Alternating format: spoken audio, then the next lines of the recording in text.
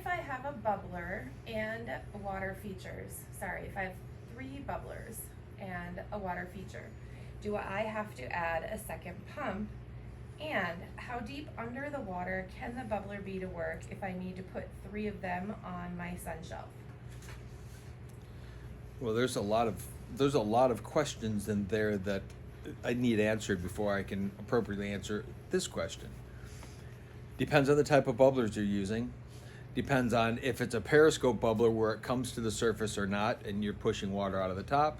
Depends on how deep the sun shelf is. Depends how big the water feature is in terms of amount of water required.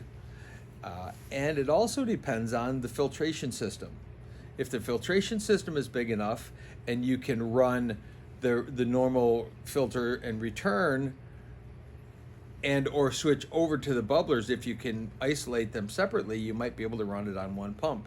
Because if you're running the water features and things, you don't necessarily have to have the water circulating through the normal returns.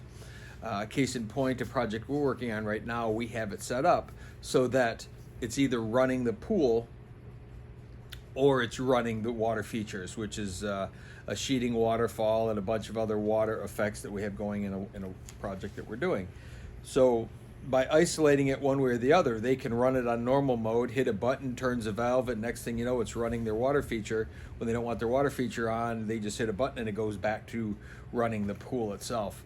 So you could do it with one pump if the system is set up properly, but one pump may not be adequate based on how big, what type of bubblers you're using, how big the water feature, because when you say water feature, that can be anything from 10 gallons a minute to 500 gallons a minute. Well, each one of those required, it's a different size pump and spec.